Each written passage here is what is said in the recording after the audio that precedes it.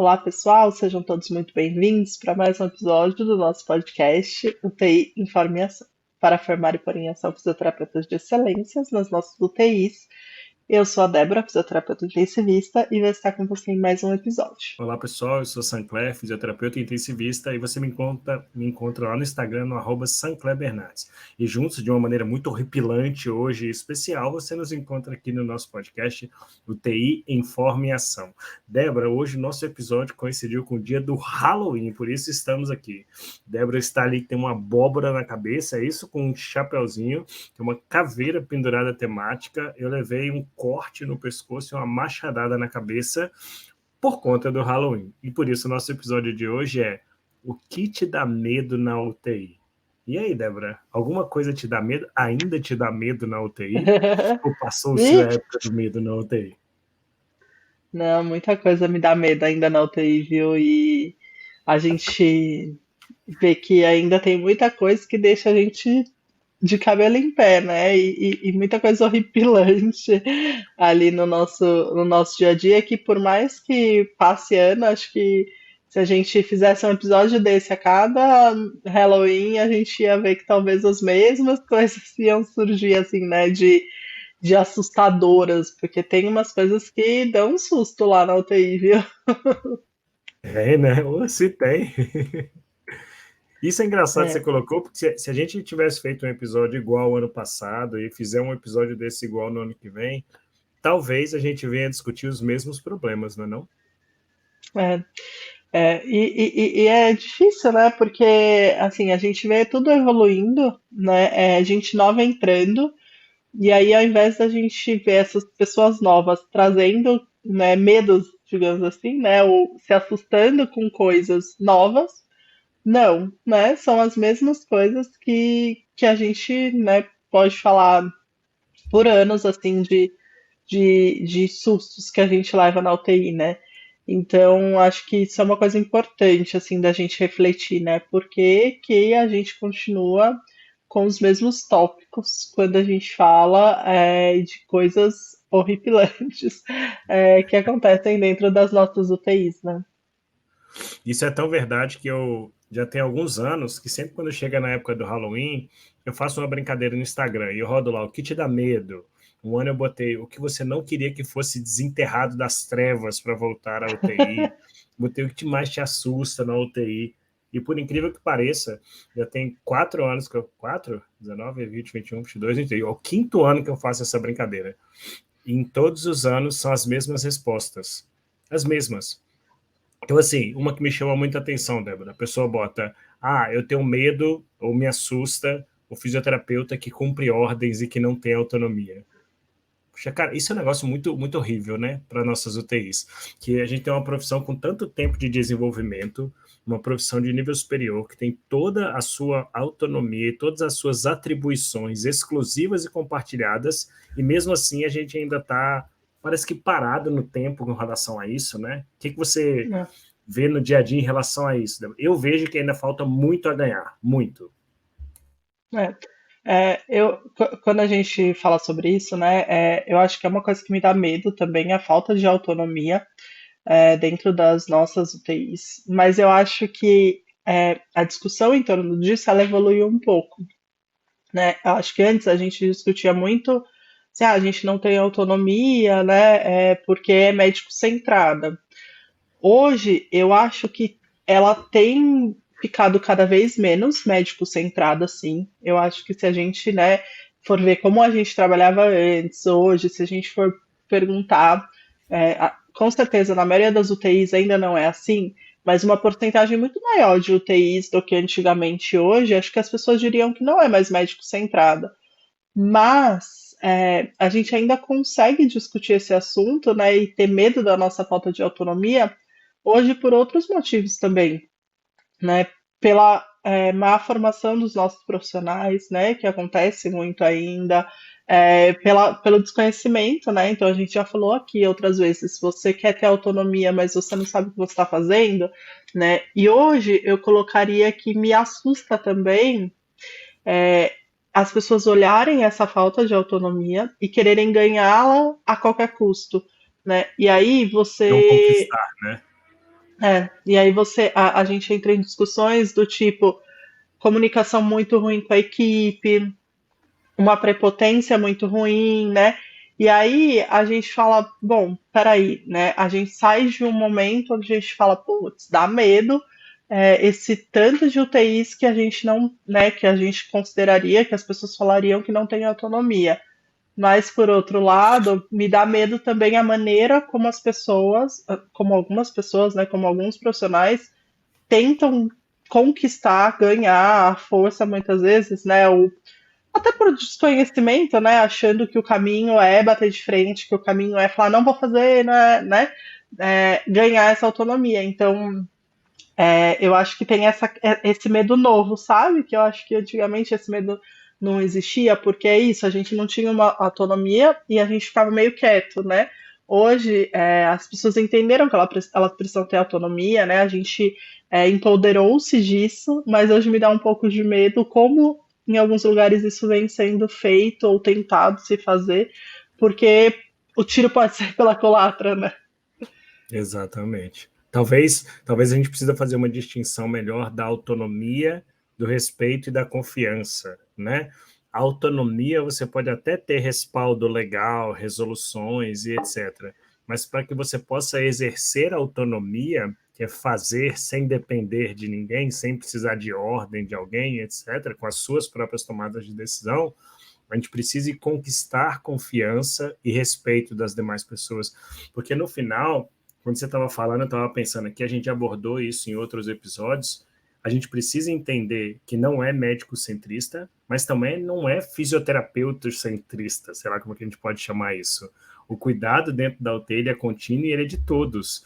Então a gente faz parte desse todo. A gente tem processos dos quais a gente precisa ter autonomia, tanto por respaldo, mas por atividade, mas tem outras coisas que a gente vai estar dividindo atribuições, vai estar dividindo as funções com as outras pessoas. Então, é muito legal a sua observação de tipo, olha, tudo bem, talvez a gente esteja pedindo outra coisa no momento da autonomia. A gente está querendo empurrar a autonomia goela abaixo das outras pessoas e esperando que o universo da UTI ele venha em prol do fisioterapeuta. E não é bem por aí. Essa transição aconteceu porque muita gente batalhou para quebrar a cultura médico-centrista, formar profissionais melhores. A gente conseguiu muito disso. A gente não pode que as novas gerações agora simplesmente cheguem e falem, não, tem que ter autonomia porque eu tenho que ter, eu sou profissional, eu tenho que receber essa autonomia de vocês, né? Então, a autonomia e respeito e confiança são coisas que precisam ser distinguidas. E outra coisa que eu penso, né, quando a gente fala nessa coisa de me dá medo, né, não ter uma autonomia dentro da UTI, né, me dá medo também uma autonomia sem um conhecimento daquilo que a pessoa está fazendo, né? Porque para mim, assim, a receita do fracasso e né, se bobear a receita do dá muito errado, assim, é você conquistar, né, ou te darem essa autonomia, então de repente, não, ó, o hospital entende, a equipe entende, e aí de repente chega um fisioterapeuta lá que tem essa autonomia, mas não tem o conhecimento técnico-científico, e aí dá Não vai muito saber ruim, né? conduzir, né, as coisas com essa autonomia que ele tem. Exatamente. Então, isso me dá muito medo também, assim, né? Eu já estive em alguns lugares, né, em situações, né, até com a minha família, onde às vezes, não, o fisioterapeuta que decide o que vai ser feito. E aí, olha que eu olhava assim, as decisões do fisio, eu falava, gente, não acredito, sabe? Então, assim, eu falo muito para os alunos, sabe, Sancler? Eu falo, olha, não sabe, não faz, né? Não faz. A UTI é um lugar proibido de se fazer o que você não sabe. E quando eu falo não sabe, eu falo isso para eles. Eu não tô falando da técnica, porque assim, às vezes você fala, mas eu sei pôr uma VNI, né? É, E você usou o exemplo da VNI no seu Instagram, num post essa foi. semana. Porque às vezes você fala, não, mas eu sei fazer uma VNI. Você sabe pôr a VNI, né? Você sabe Você sabe tirar a tomar a VNI, decisão? mas você não sabe tomar a decisão, você não tem o embasamento, você não consegue fazer o raciocínio clínico, então não faça. Né? Então eu falo Exato. muito isso para os alunos. Quando eu falo, olha, não sabe fazer, não faça, eu não estou falando de, não sabe a técnica de colocar sentado, não faça. né? Porque na maioria das vezes eles sabem. Eu tô falando, olha, não sabe se aquele paciente com aquela frequência cardíaca, com aquele isso, com aquilo outro, pode sentar? Não sente.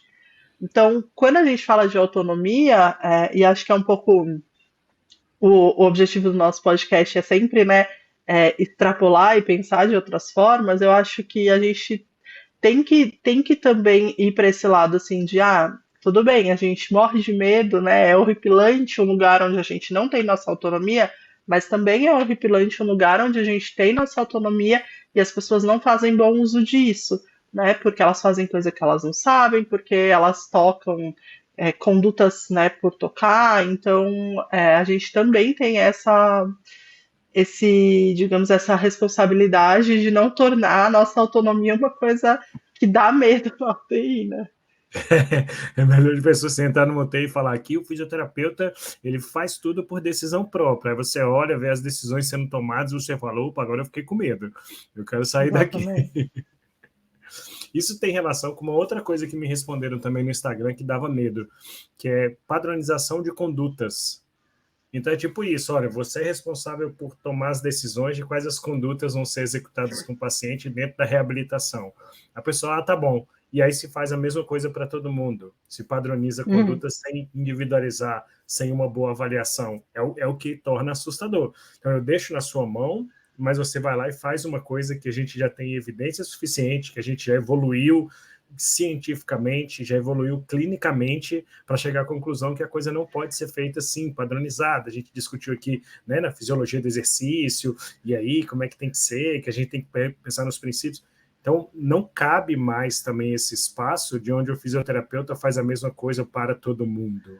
Seja em qualquer aspecto da fisioterapia, VNI não pode ser a mesma para todo mundo, a ventilação mecânica não pode, a mobilização não pode, a reabilitação não pode, nada pode ser a mesma coisa para todo mundo. Então, você estava falando, estava pensando também nessa outra resposta que me deram aqui de padronização de condutas.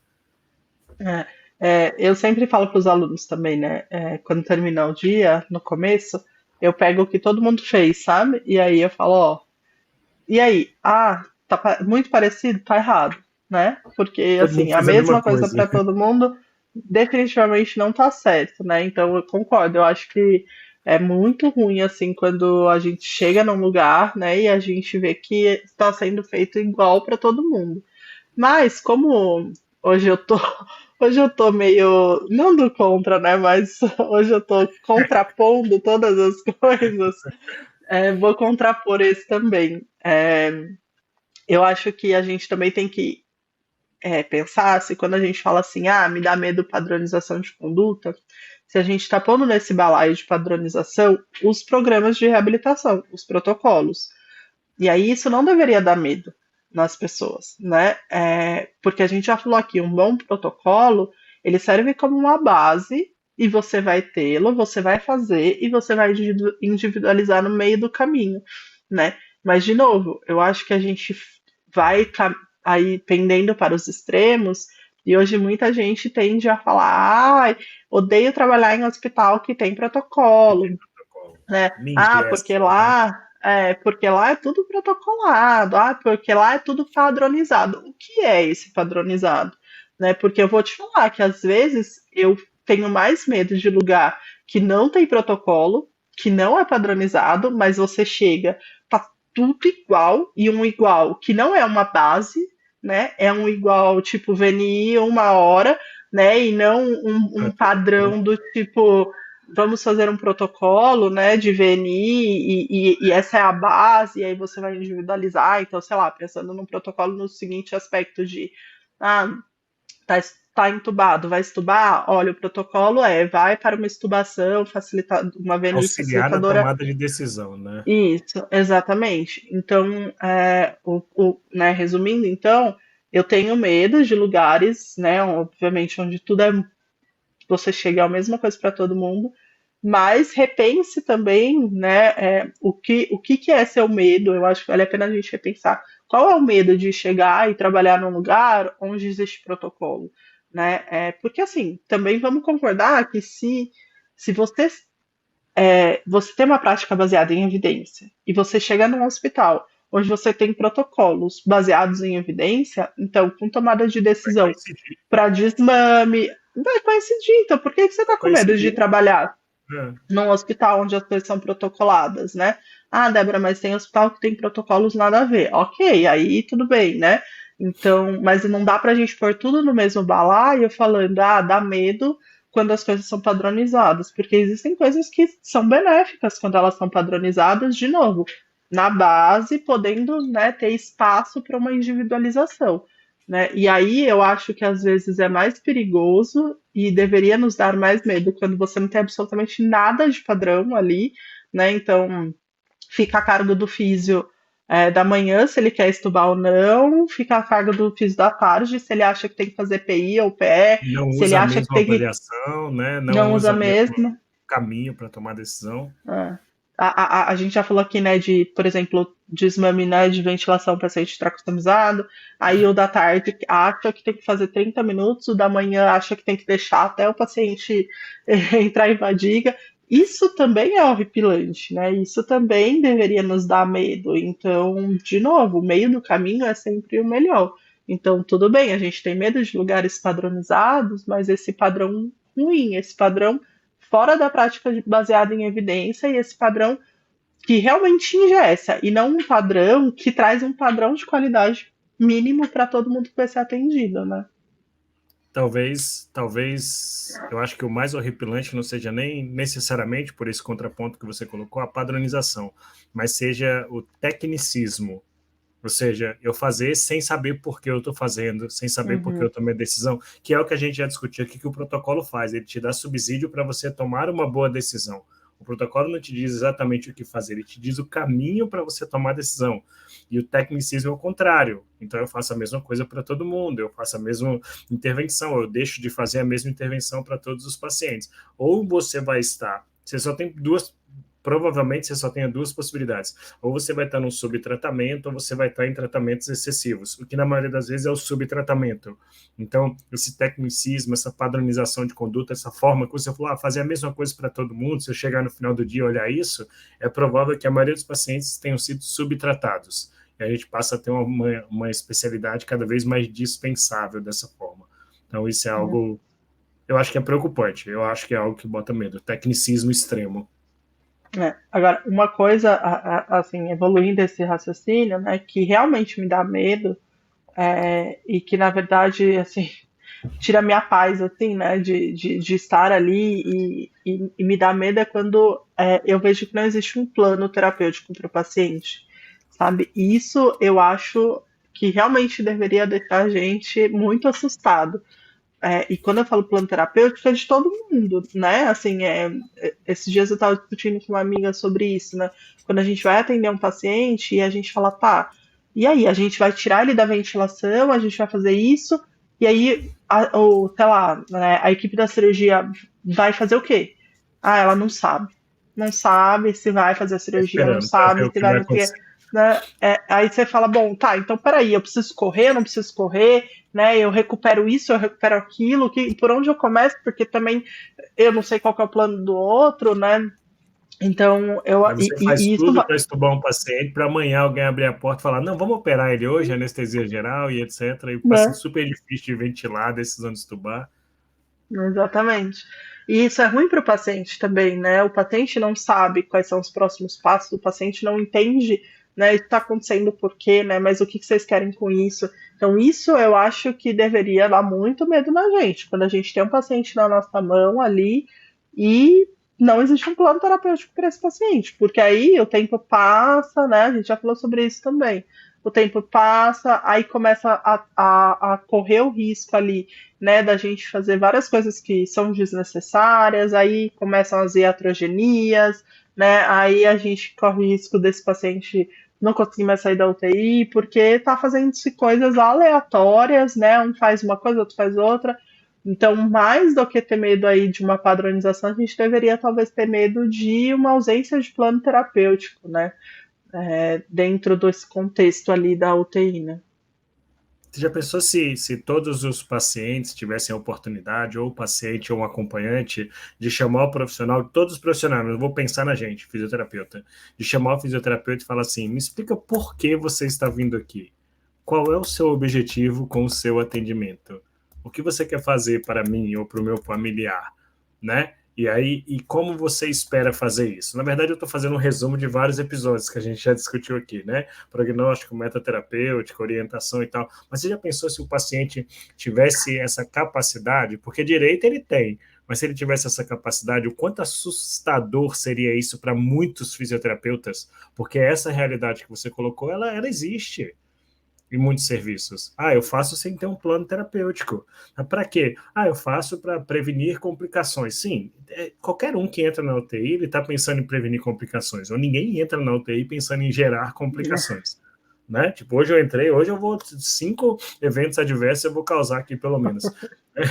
Então, seria muito assustador para a maioria dos profissionais se alguém pudesse contrapor. E isso, inclusive, é uma fala, né? A gente teve um episódio que a gente falou sobre a presença da família.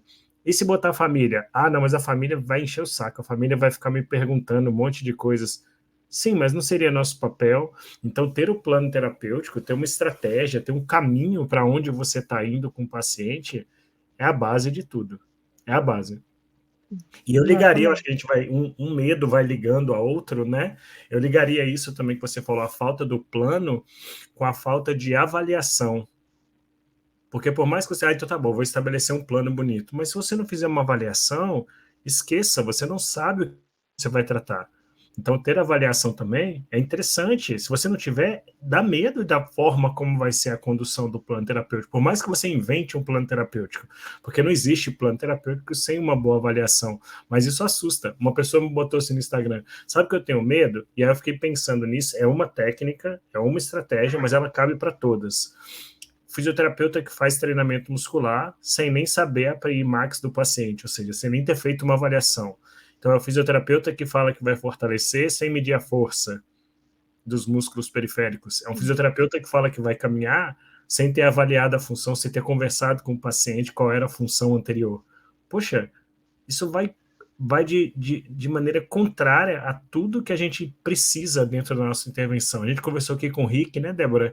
E ele falou, poxa, uma das coisas que eu penso para o futuro é que além de fazer a intervenção, você tem que saber se a sua intervenção é correta. Então, você tem que avaliar, você tem que testar. Então, tudo isso que estiver faltando traz medo. E eu acho que tem que trazer medo para a profissão.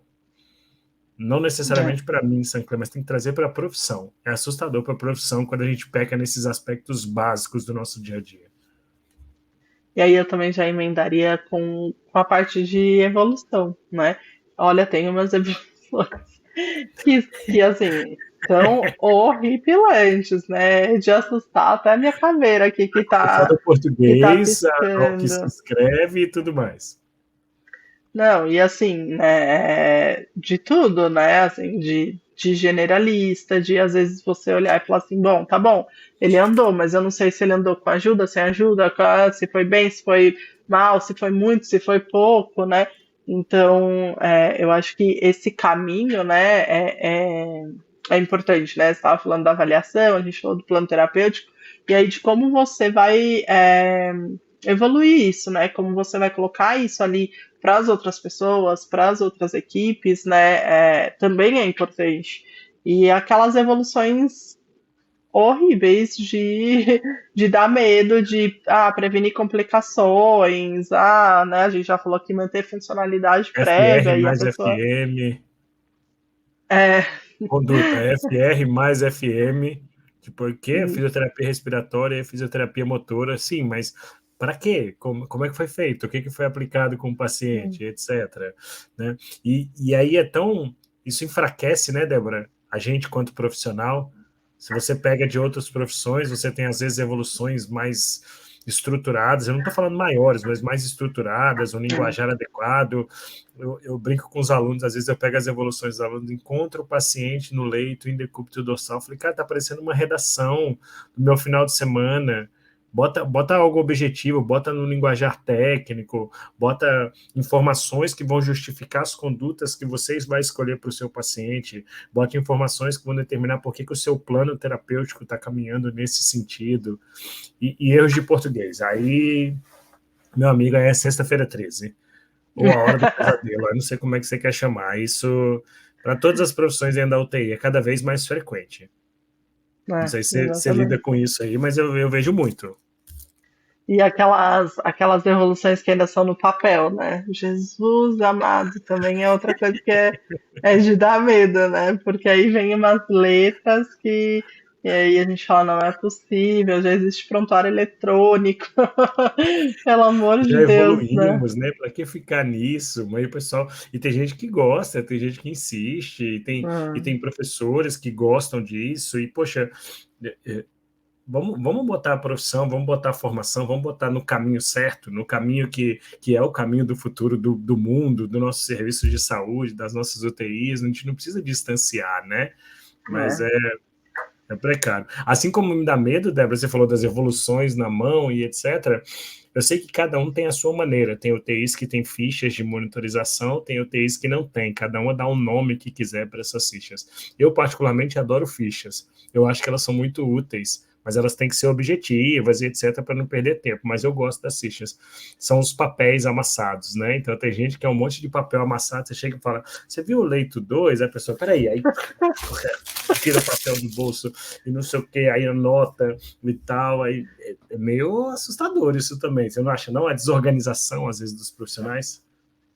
Eu lembro quando eu comecei na UTI há 13 anos atrás, era assim que a gente fazia, a gente ia pegar, né, pegar o plantão, começar, tirava às vezes até o papel que a gente Do lia com papel, a mão, exatamente. já puxava e começava a anotar. Ai, que Pega um coisa guardanapo, horrível, papel né? higiênico aqui, ó, e aí que eu vou anotando tudo que o paciente precisa. E aí é isso, aí você chegava em casa, você ia mexer no seu bolso, na sua bolsa achava a passagem de plantão todinha na sua bolsa. Você Ai, vê, meu isso é uma Deus. das coisas que a gente já teve mais medo e hoje a gente tem menos. As coisas evoluíram. Você citou a evolução digital, hoje tem ferramentas de passagem de plantão, mas eram coisas que tinham antigamente e que davam muito medo, pô, davam medo sim, porque era uma bagunça e a chance de você se perder era muito É, grande, seja na passagem de plantão, seja na hora de ver uma informação. Então era uma coisa, era bem complexa para o nosso dia a dia, né? A tecnologia mudou muito. As coisas antigamente davam mais medo, né, Débora? A estrutura de uma UTI, os é. equipamentos. Pô, eu não sei quem estiver ouvindo a gente aí, eu não sei se você. Acho que não, acho que você não pegou essa época, mas você chegou a ventilar com Bird Mark 7 pessoas? Peguei a ventilar, Bird Eu, 7. eu ventilava, tinha uma UTI no Hospital São Paulo, aí na Unifesp, que era só de 20 leitos, 20 Bird Mark 7. Meu amigo, aquilo ali era um show de horrores. Você já foi na Casa do Terror, naqueles parques, quando você entra com aquele carrinho e vai andando? Você passar numa UTI de Aham. Bird Mark 7 era parecido com aquilo, porque era sonoro. O aviso do Bird Mark 7 ele é 100% sonoro, a monitorização. Então você entrava e fazia é que alguma coisa errada aconteceu. Aquele paciente não está ventilando bem. Era, o pessoal brinca, né? Ah, é por causa da idade, mas era assustador. E se você parar para analisar hoje, o quanto aquilo ali era perigoso para o paciente, né? Mas eu sei que era o que tínhamos muitas vezes. Na época Hum, não era o melhor, mas era o que tinha para alguns. Então, eu acho que a gente tem que acompanhar a evolução, né? A gente tem que levar a evolução para a formação e para o nosso dia a dia dentro da terapia intensiva também. é. E já que a gente está falando agora mais de técnicas e aparelhos e afins, uma coisa que me assusta bastante é quando eu chego na UTI e tem aquela bancadinha com os touros todos puxados, Os kits. com a sonda e a luva. Isso me assusta bastante, assim, porque por vários motivos, sabe? Primeiro eu fico, nossa, essa pessoa tem algum poder paranormal de prever Já saber que quem vai precisa. precisar, quanto, né? 10 leitos na UTI vão precisar ser aspirados, os 10 leitos vão precisar de soro, né?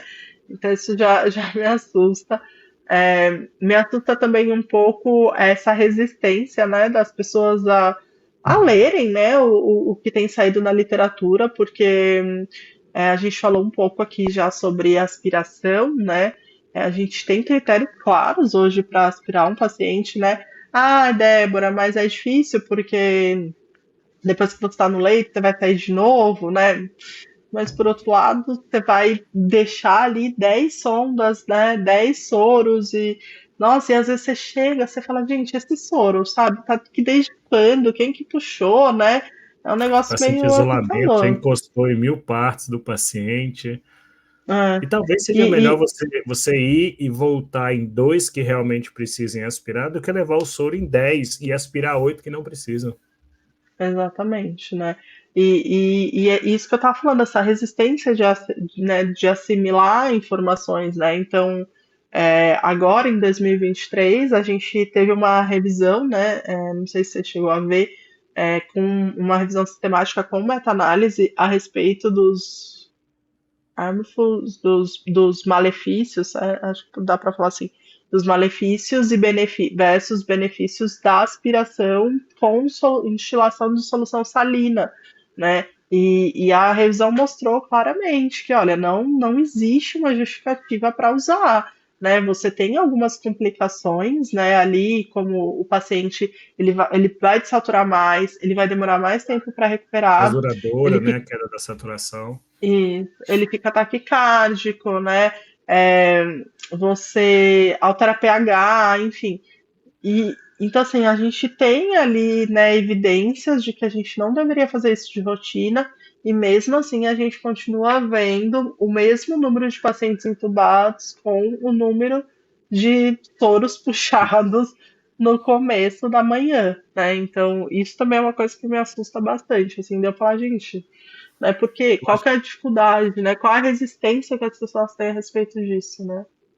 eu acho que era isso, é a resistência. As pessoas parecem que elas gostam da rotina e elas pensam que a rotina de algo simples, que não é simples, na verdade, você acabou de citar muito bem a revisão, que tem malefícios, né? Que tem eventos que podem prejudicar o paciente, mas as pessoas aderem-se a uma rotina e preferem não mudar aquilo ali.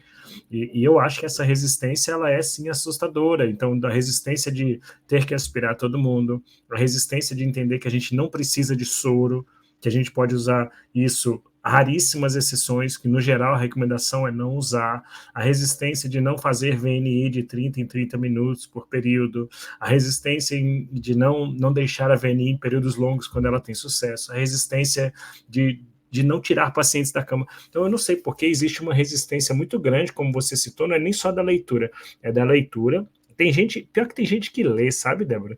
Tem gente que lê, tem gente que faz curso, tem gente que ouve aula, tem gente que sabe dessas coisas. Saber que a aspiração com soro não é mais indicada e que a aspiração de rotina não é indicada, eu acho que dentro da equipe de fisioterapia, poucas equipes as pessoas não saibam disso. Eu não sei, eu diria que a maioria dos Isso é mais fisioterapeutas sabem. assustador ainda, não é? Exatamente, é mais assustador, porque eu acho que a maioria sabe. Só que na hora do vamos ver, na hora do pega para capar, na hora que tá lá dentro da UTI, a pessoa fala, mas eu vou fazer o quê? Aí você fala, pô, gerencie seu tempo, invista na reabilitação, ajuste de parâmetros ventilatórios. Não, sorinho, seringa, não sei o que, vou lá, aspiro. É mais fácil, mais seguro, menos maléfico para o paciente, menos trabalhoso, menos cansativo para o fisioterapeuta, tem que pensar menos. Caramba! E quem se dá mal no final das contas é o paciente. Então, eu diria que boa parte dessas coisas você colocou da aspiração, e aí eu recebi inúmeras, tá? Eu estou olhando uma lista aqui, tem SMV, tem TGI, tem tapotagem, tem vibração, tudo isso são coisas que ainda são realizadas na prática da fisioterapia em UTI, no dia a dia, e eu não acredito que sejam pessoas que falam assim, mas isso que funciona. Eu nunca li falando que isso não funciona. Eu nunca ouvi ninguém falando, ninguém que fosse de respeito falando que isso não funciona. Não é, eu não acho possível. Você acha possível, Débora? Eu fico preocupado. Eu acho que para um fisioterapeuta de UTI já ouviu.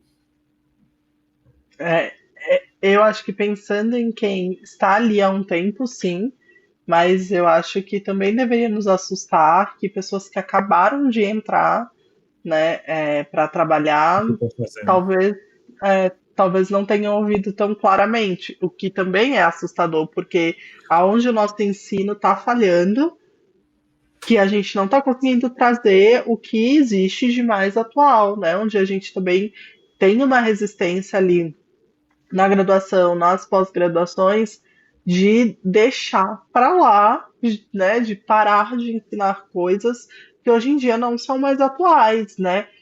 E aí talvez tenha um pouco do que você falou, né? Transpondo aí da prática clínica para o ensino, de mas aí eu não vou ter mais um curso de, sei lá, técnicas X, E né? vamos. Mas aí a minha matéria de UTI eu vou ensinar o quê? Se eu não vou ensinar, sei lá, a fazer vibrocompressão, se eu não vou perder tanto tempo com aspiração, eu vou ensinar o quê? Né? E aí, obviamente, existem milhares de coisas que devem ser ensinadas e que não são ensinadas, né? E que poderiam substituir isso. Então, eu concordo quando você fala, duvido que alguém não escutou sobre isso, mas pensando em pessoas que já estão há um tempinho na UTI. Agora, sabe, recém-formado, assim, que está há 1, 2 anos, infelizmente, eu acho que existe sim essa realidade de quem ainda não escutou isso, só que isso é assustador pelo outro lado, né? De pensar que a gente está formando pessoas que nunca escutaram isso, né? Talvez venha uma carga, a gente conversou no episódio que a gente falou sobre os estágios, né? Que a gente recebeu a Gabi e o Félix aqui, e os dois falaram sobre uma das grandes ansiedades e medos que eles tinham para os estágios, era a questão da aspiração, era de como executar esse tipo de conduta. Talvez isso seja uma rotina plantada e que a gente precisa investir muito mais energia para poder quebrar, né? E aí os alunos Uhum. ficam com medo. Eu sei, você acompanha também, o aluno chega no estágio, eu falo, vamos lá, você vai na beira do leito, avalia, dá uma olhada no prontuário, vamos pensar nas metas terapêuticas do dia, vamos estabelecer um plano. Tá bom, vai precisar aspirar? Eu falo, eu não sei, isso é tão pequeno, deixa isso de lado, vamos pensar outra coisa, mas vai precisar aspirar? Porque eu nunca aspirei. Então, eu não vejo ninguém chegando no estágio da UTI, eu gostaria que fosse assim, falar assim, professor, vai precisar andar? Eu nunca andei com paciente da UTI. Essa É, preocupação não tem, esse medo não tem, mas tem um medo se vai precisar aspirar. Então, eu acho que a gente precisa investir energia nesses processos de ensino, mas é o que você falou. E a aula, a grande aula, a tenebrosa aula, que todos os alunos ficam assim para aspirar um boneco, a gente vai perder a oportunidade dessa aula, mas talvez a gente não tenha, na maioria das faculdades, a grande aula que você pega um boneco e bota um boneco em pé. Talvez eu não tenha uma aula que vá no ultrassom, a gente já discutiu isso aqui. Talvez eu não tenha nem professores que são habilitados para usar um ultrassom dentro das universidades. Né? Então, a gente está mexendo num ponto muito delicado e que precisa ser mexido, tá? Não estou falando que não precisa não, mas que precisa ser mexido. E isso vale, a gente está falando aqui da aspiração, mas para todos esses pontos. Eu citei alguns aqui. TGI, até que o TGI eu tenho visto pouco, sabe? Eu acho que o TGI dos eu nunca 5, mais 8 vi, anos pra para falar a cá, verdade. ele meio que deu uma sumida federal, talvez as postagens recorrentes de muitas pessoas, TGI não presta, TGI não presta, TGI não presta, as pessoas começaram a assimilar. Talvez a gente precise fazer isso, sabe, Débora? A gente precisa começar a postar todos os dias agora, é uma estratégia. Fazer tipo, a aspiração de rotina, não, um movimento, uma hashtag, todos os fisioterapeutas intensivistas que produzem conteúdo vão botar isso para as pessoas falarem, realmente eu não preciso fazer isso, eu estou vendo na internet que é um movimento que eu não preciso fazer isso, porque mudar o plano pedagógico de todos os cursos é muito complexo. Exatamente. E talvez as pessoas se sintam assustadas em fazer alguma coisa que O aí que elas vão todo mundo fazer, tá né? falando que não Diferente. serve. Exatamente. Tem mais Outra alguma coisa coisa aí que falaram? tem uma coisa que me colocaram aqui que eu achei interessante, que sobre readmissões. A pessoa botou, eu tenho muito medo da volta dos que não foram.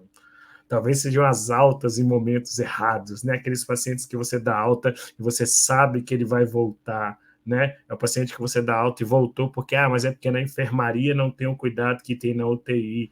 Talvez não era o momento, né? Será que não é isso que aconteceu? Então, eu achei interessante no jeito que chamou, né? A volta dos que não foram. É algo que Uhum. assusta algumas pessoas aí. É, acho que isso dá um super episódio, na verdade, né? A gente pode voltar É, aqui para fazer um episódio só sobre isso, sobre readmissões, né? É, mas eu acho que entra um pouco da história da equipe também, né? Assim, de tá todo mundo participando, né? Essa alta, está sendo feita em conjunto, né? Pensando em todas as questões envolvidas, né? Então, acho que isso é uma coisa que a gente tem que pensar, mas que dá medo às vezes. Quando você tá lá na UTI, aí, meu, você olha e Toca o você fala, ah, telefone. não, esse paciente de novo voltando, né? Ou às Você vezes já é aquele imagina ele paciente. pior, ele chegando É, pior, né? ou senão eu ia falar aquele paciente que fechou, cuidados paliativos, conversou com a família, ficou tudo bonitinho, redondo, manda pra enfermaria, deixa ele ficar com a família, aí chega lá na enfermaria, ah, o paciente caiu a pressão, entrou com droga, sei lá, e Ficou volta pra UTI. Você sonolento. fala, ai meu Deus do céu.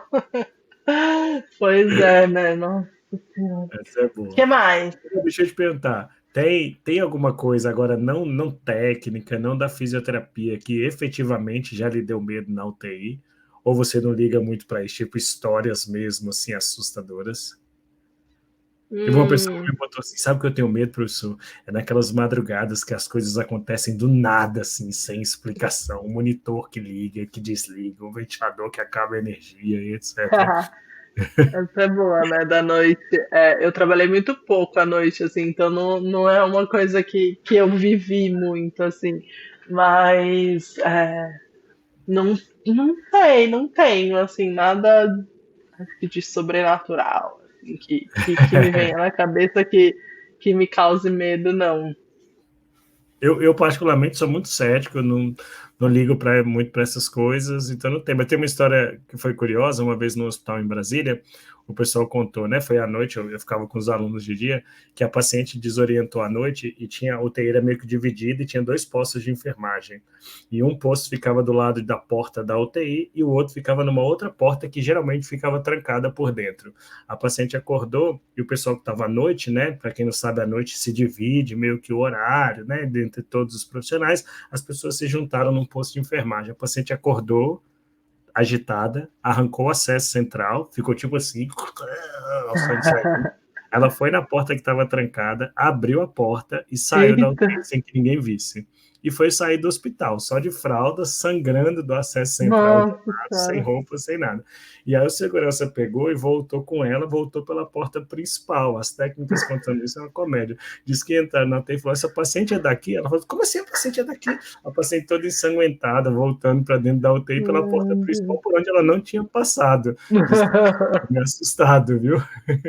Aí depois viram que era isso, que a porta estava aberta, ela tinha fugido por lá. Piscou o olho na UTI, aí sim as coisas sobrenaturais podem acontecer, né? Quando a gente fala em sobrenatural, também tem umas coisas do tipo, a sua comida tá na geladeira e de repente ela não tá mais, né? A sua Ah, marmita, isso é o seu frequente. lanche, né? Tá lá na sua Você pede caneta. um, você Caneta, pede um então. iFood, chega, você bota todo bonitinho, vai e chama, vem cá ver o leito 2. E quando você volta, seu lanche não está lá. Ele sumiu misteriosamente.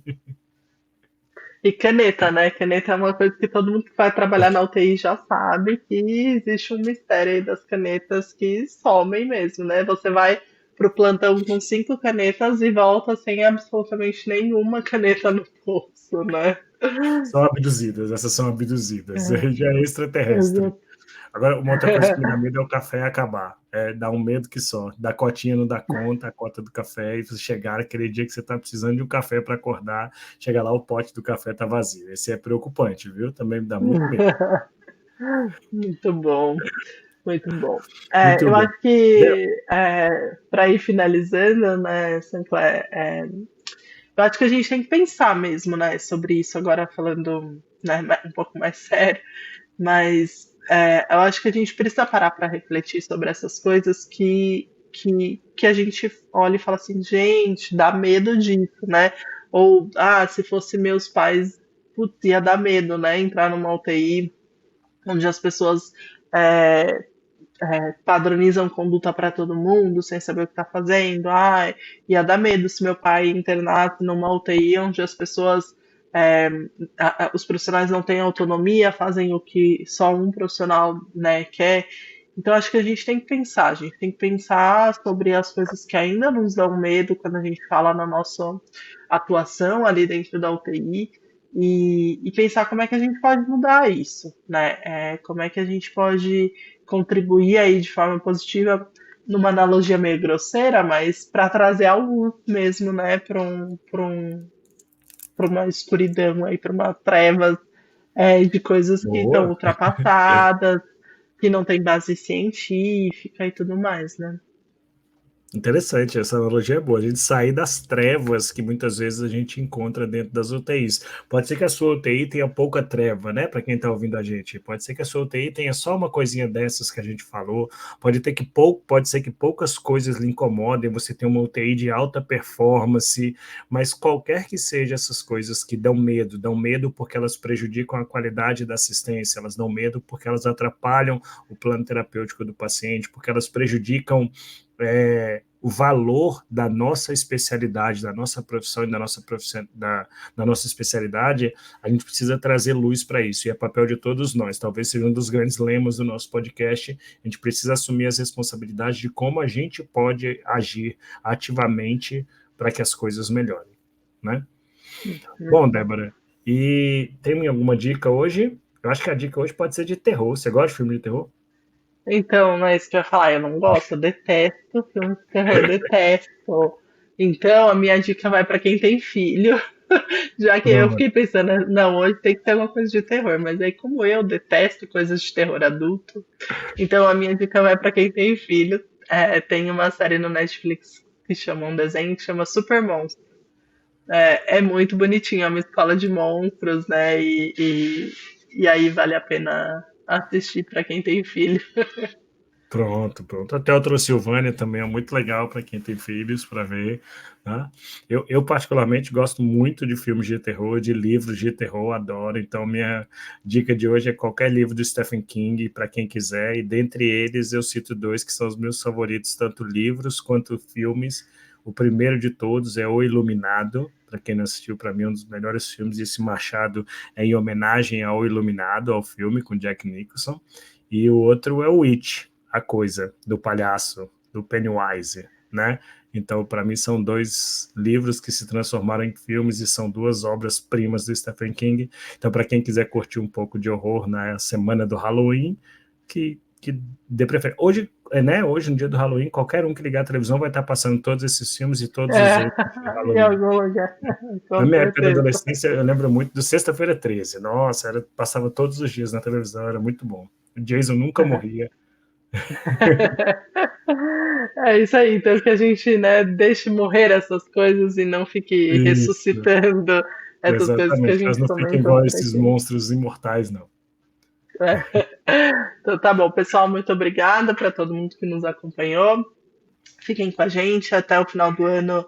A gente tem uma programação super legal, né? Com muitas coisas boas, vários temas super interessantes para a gente finalizar o ano, né? Com chave de ouro, para a gente depois dar uma descansada e voltar o ano que vem, né, Sancler? Então a gente preparou essas próximas semanas, né? Basicamente de fim de ano, né, gente? Porque quando a gente conta quantas semanas faltam para acabar o ano, né? Então continue com a gente, continue com a gente. Aproveita para divulgar nosso podcast, né? De repente, aquele amigo que você sabe que vai começar a estágio ano que vem, ou que de repente está começando a trabalhar em UTI, aproveita para mandar para eles, né? Para que também seja uma forma aí da gente conseguir levar para mais gente, né? Essas coisas que não deveriam ser feitas na UTI, que não deveriam nos dar mais medo. Então, obrigado pela companhia de todo mundo. Obrigado, Sancler, e a gente se vê no próximo episódio. Tchau, tchau. Tchau, pessoal. Bom Halloween a todos. Trick or treat, doce ou travessura para todo mundo.